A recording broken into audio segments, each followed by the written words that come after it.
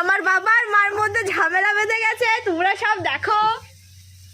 তাহলে এত মাংস তো অসম্ভব ব্যাপার আছে, 500 গ্রাম কিনে আসবি। আমার বাবা এখন গিফটি হয়ে গেছে।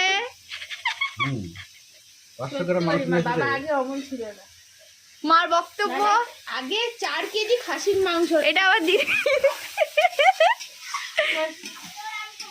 বাবা বাবা বাবা, না না না না না, তো খাবো দাবো, তার তো আমি হ্যাঁ। টাকা পয়সা করবো, যা তো না খাই থাকছে তার তো আমার।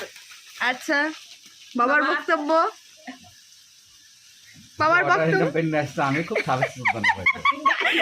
আমি করেছি না টাকা গোড়া, হ্যাঁ, আমি করেছি কোনোদিন? বললাম যে এবার বলো আর বক্তব্য আর কিছু। আমি এই ঘরটা আমি কাটবো নেবো না, ওটা আমার ছেলে তুমি মাংস, আমার নাতি যদি মাংস খাবে। আপনি কিছু বলবেন ম্যাডাম? আমি তোমার বাবা কিচ্ছু হয়ে গেছে। মা মাতাজি আপনি কিছু বলবেন? আর কিছু খেতে দেয়, গরু বাছুর সব বেশি দেবো তোর বাবা। আমার বাবা মা একা থেকে থেকে কিপটেমি হয়ে গেছে। 200 মাংস টুক করে 200 মাংস টুক করে খাবে। যদি 300 গ্রাম 300 নিচে হ্যাঁ 200 নিবি। বাবার বক্তব্য।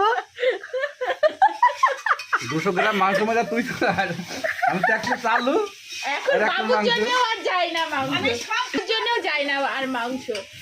আমার মা রান্না করছে, খাওয়া বন্ধ করে দিই। মা একটু তেল দাও, একটু তেল লাগবে, তেল দাও, আমার জল দিদি দিবা না? বলছে এখান থেকে রান্ধুনি, পাকা রান্ধুনি। তেল আমি আমার বাবা বলবে এইদিকে এত এত, কিন্তু বাবা খাওয়ার সময় বাবাই বেশি খায়, 3-4 বার ফুরুক ফুরুক করে খায়। ঝোল আর আলু, ঝোল আর আলুটা একটু মরিচ দিয়ে বাবা আর কিছু বলবেন আপনি? কি আর বলবো।